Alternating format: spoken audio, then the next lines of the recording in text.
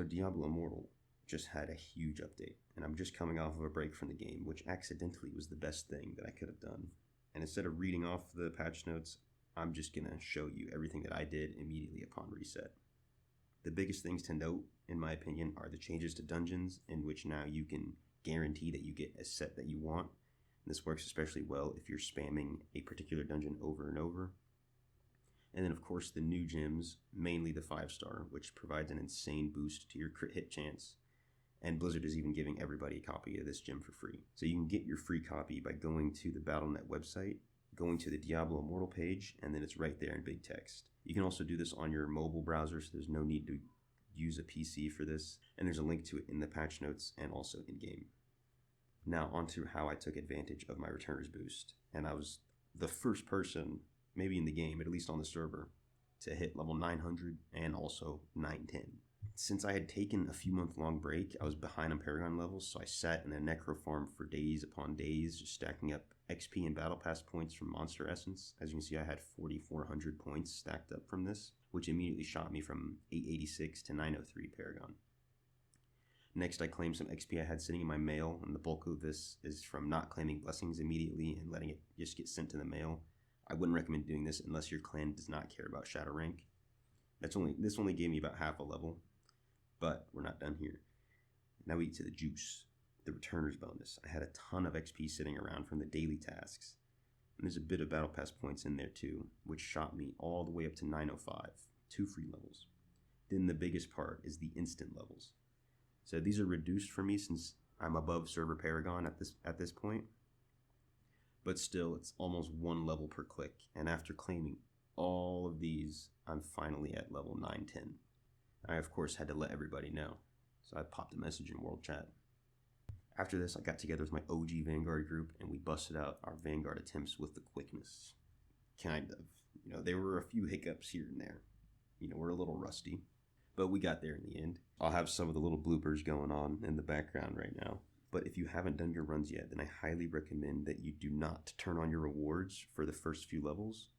At least level 1, and if you have a strong enough group, then wait until level 3 to turn them on. This will guarantee that you get better charms overall, not only for your future attempts, but this will also give you an edge in the amount of charm fragments that you have, because higher ranking charms, of course, will give you more fragments. And also, I want to mention that I'm doing all of this stuff while I'm on a bus in the middle of the desert on my way from Aqaba to Amman, Jordan. And I posted all about this trip on my Instagram, which I'll link below. And channel members will be able to see some full-length videos on this within a day. You can join the channel for 99 cents, or you can just enjoy the free short-form content on my Instagram if you so choose. But I mention this because I have about 200 ping this whole time, and since we're in the middle of the desert, my connection isn't the most stable, so you'll see me lag a lot, but still, Vanguard is easy enough that it doesn't really matter much. As you can see here, we're agreeing on turning on our rewards after level 3, because we know we can complete all the first 3 levels with our base level 1 charms. And if you have a good enough memory, you'll remember this Vanguard from the first time it came out. It's almost the same thing. It's a little bit different. For some reason, you only have to go to 2 of the pillars. Or you only do 2 of these purifications, and then you fight the boss at the end, even on level 4, which I'll show that in a little bit. So we have a strong enough team. We're going through level 3. It was a little tight at the end, but you do get some resurrections as a team.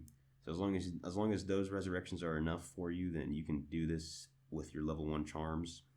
I would say that most groups, if you don't have any very strong people in there, gonna have to turn on rewards from level 2. If I wasn't lagging so much, this fight might have been completely different, but like I said, I'm at 200 ping, so I'm not actually where I see myself, if that makes sense. And so we all ended up dying except for one, and he ended up clutching up the win for us. And so if we ran out of revives, and we're wondering, where did they all go? Because I used one, and nobody else seemingly got to use any more. But it was the last guy, he used 2 of them apparently. And so finally, after the 3rd one, I got a rank 5 Bane, which is very nice. I had rank 5. No one else had higher than I think a rank 7, because you can't really get that high of charms from the level 3. We sent level 4 with just what we had, and it was a breeze. So basically, once you get a decent charm, decent meaning like maybe rank 8, honestly, Vanguard is pretty trivial. We very, very easily move through all of the monsters and purify the pillar very quickly. And surprisingly, even on level 4, your team does have revives. As you can see, me and everybody else, we go to the 3rd pillar because we're expecting to have to clear it, but for some reason you only have to do 2. And because I'm lagging, I end up dying. And that's the only way I even know that there are revives. So maybe it's a good thing that I was lagging, because now we have this knowledge. So as you can see, after I smack the air a few times, I end up dying. And then right there it says, revive at corpse, 1 out of 2 remaining, shared. So we get 2 revives as a team. If I use it, we'll be at 1 out of 2. Which this has never been a thing in any of the other Vanguards. So it's honestly pretty nice. This is going to make it much easier for your first few attempts to make sure you can complete level 4. After doing level 4, I got spooned a rank 14 broadside, which now Vanguard is literally cake. So I still went to the 3rd pillar, just force of habit. But as you can see here, the boss dies within 15 seconds. It's a joke, honestly. But that's just the strength of having a high level charm. And so after we finished with our Vanguard runs, we moved on to some dungeons. And this is where I got to see the new, I guess, pity system, I'll call it, for the set items. So if you don't get the set that you want after 5 runs, it's guaranteed. It's not that you're going to get a 3 out of 3 that's a high CR, but you will get the set that you need.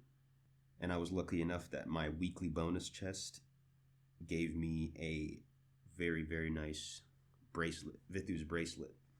I'm not sure if this has anything to do with what I selected, because as you'll see when I'm doing Cavern of Echoes, there's a message that pops up in the top of the screen that says you've received your selected set. So immediately I have a 2539 bracelet, winning. And so here I have Vithu selected. Cavern of Echoes drops Vithu's. It's a very nice dungeon, and it's even boosted this week, so I love to spam it when it's boosted. But as you can see, I got that message at the top that said that I got the set that I had selected, and that's how you'll know when you get it. How you select this set is there's 2 ways. One, you can go to the events tab and select it there, or at the beginning of each dungeon, you'll have the option to select it. You can select it from the party menu. That just about sums up everything that I went through at reset with this new update, all the major stuff. When it comes to crafting the new ancestral helms and stuff, it takes 100 of the new currency, and I got some randomly through some of these dungeons, and you can get some from the battle pass. You'll see it next to the dungeon, that set item you get from doing 3. So this is definitely going to take a while to get and to be able to craft. And so now I kind of want to just go over how I'm going to be running this channel from now on. I had tried to do a bunch of IRL content, and honestly, I had a lot of success outside of YouTube on Instagram. And from that, I kind of realized that I just enjoyed the interactions that I was having through this content. I make nothing off of Instagram. It's not possible to make money off Instagram. So what I'm going to be doing is setting up the channel memberships here to where if you subscribe at any tier, 99 cents or $5, then you'll have access to all of the full-length IRL content. I'll be making content of this sort all the time, and every time I travel, I'll be making some sort of IRL content with it, and that's just for the channel members. But I still will be posting shorts of this content on Instagram. In addition to that, at the end of each video, if you do join the channel, I'm going to be giving you a big shout out. But I will be returning to making gaming content, basically Diablo Immortal, and I'm probably going to start also making RuneScape videos, old school RuneScape. Those videos are going to be a lot slower to come out because what I'm trying to do is max my account. And if you know anything about RuneScape, that is a multiple year long endeavor. So I'm trying to see if I can hopefully max my account before the end of this year. I'll throw my stats on the screen just for those of you who know. And if you don't know, then I'll be sure to let you know how everything works when those videos come out. But for now, we're back. The Diablo content is back. Everything is reinstated on the profile. I'm still out here in Jordan for the next about 2 weeks. So once I'm back, the production quality will be back higher. Be back on my PC, have access to all this stuff, be posting a lot more videos. And then I'm gonna be posting more than just guides. Maybe do like loot from 1,000 dungeons, loot from 1,000 verge, loot from 1,000 Erebon, things like that, crazy things like that. I'm gonna be taking this RuneScape mindset and throwing it at Diablo, and it should be some incredibly refreshing content, stuff that you've never really seen. And that's gonna be in addition to nerding out and doing all the min-maxing stuff and guides and everything. So stay tuned for that. I'm looking forward to being back in the game. I enjoyed the little bit that I've been playing just now. And if you made it this far, I'd like to thank you for watching. Please like and subscribe if you enjoyed. And a big shout out to Ajax, who's the first member on the channel at the Honcho tier. Big ups to you. And peace.